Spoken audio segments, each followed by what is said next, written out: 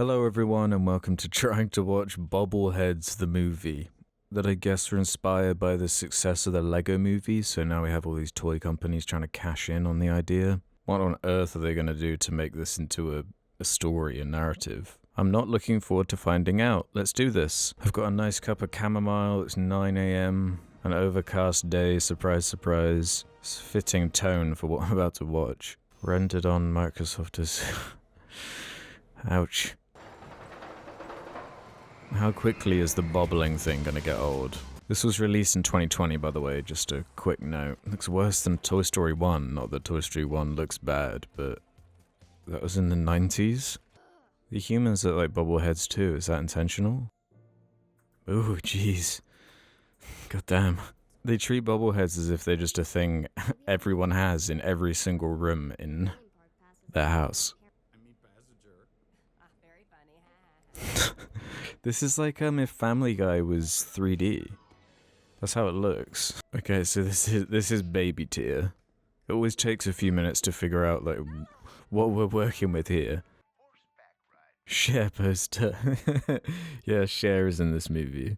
It's one of the main reasons I wanted to watch it, to be honest. Do you believe? You in 15 years. What kind of a relationship is that? That's some anger. Whoa. That ramped up. So the bobbleheads are like... have tricked them to go somewhere. This is the start of a horror movie. Here we go, it's time. Oh no. What are they thinking? Every interaction gonna have that added head shake.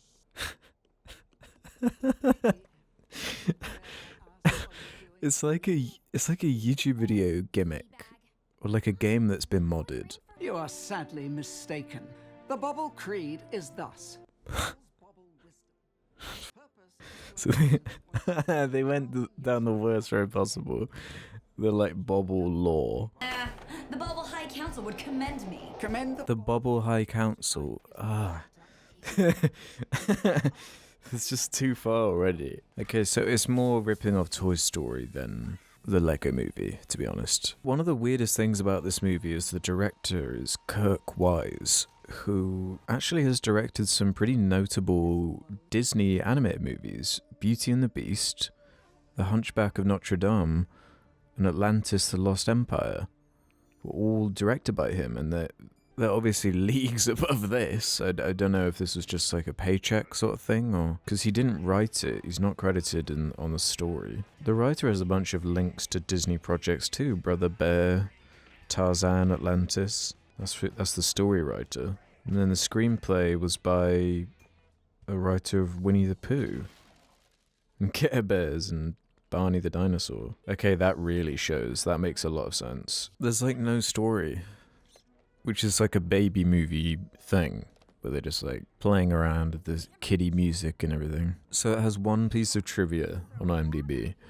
This movie was made after 35 years of workshopping the concept, workshopping spelt wrong, the concept with Cher on how to lend her voice to a character before they finally settled on Bobblehead.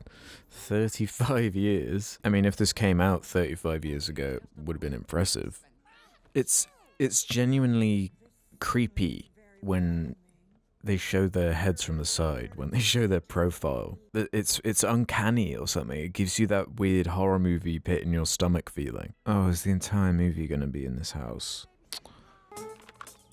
So they have to actively stop their heads from shaking, as if it's like a nuisance to them. Bobbleheads are Toy Story toys, but they have to defend their house from intruders. The animation trope of... small things with an attitude. Like the tagline for this movie is big heads, bigger attitudes. Look, it has nothing to sell itself on. The only thing that makes this film notable is the character design and the choice to animate the bobbling. It makes the frame like really distracting to look at. Your eyes don't know where to follow. Your eyes are instinctively drawn towards that rocking motion because it's just so frenetic, like it just catches your eye. So when you have three characters on screen all bobbling at the same time, it's like a total overload. This will be the baseball player then that I saw on the poster. Yeah, there you go. They look like pop vinyls too, which is also as everyone knows, is getting its own movie, which is also probably going to wind up on this channel. So they call the original thing they're based on their proto.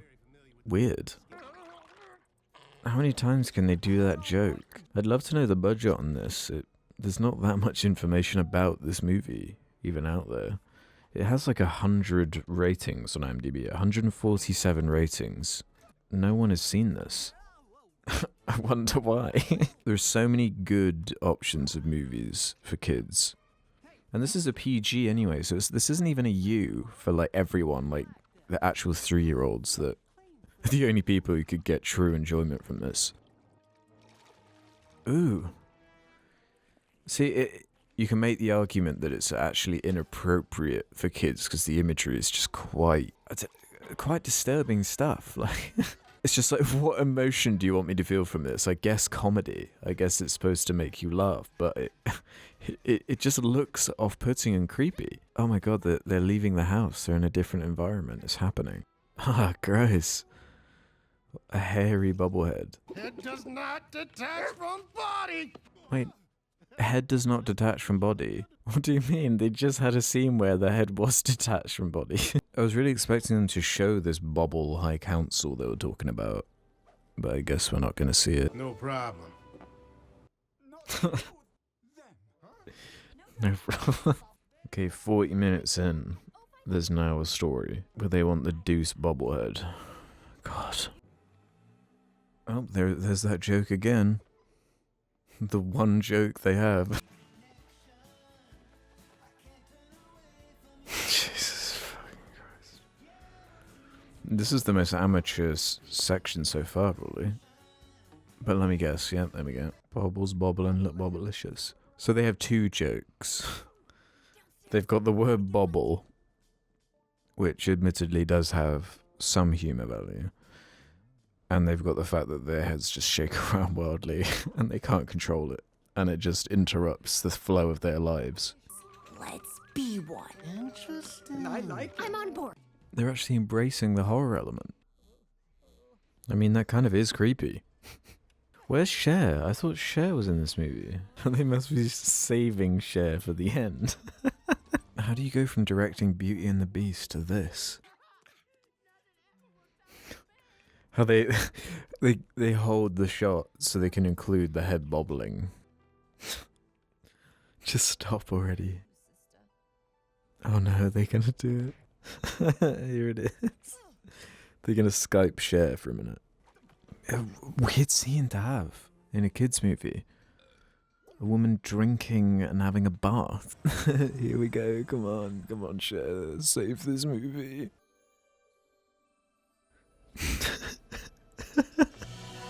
Hey, Bubbles, how's it going? Bubbles, bubble, and bring joy. That's it. Really? How can I bring That's joy what when you my pull proto's out a at the total end. sleazeball? Bubbles, bobble, and bring joy. But what if we're never as good as our protos? The Cher jerk off. Me. But what if we need your help again? You won't! You got each other! I think I finally fucking lost it. What is it with like kids movies and setting traps? Every kids movie you have to like set a trap for something. Yeah, you got a bobblehead start. A bobblehead start. Is that really the best pun they could come up with? I cannot fucking believe this. Fuck off. This is the fucking worst part.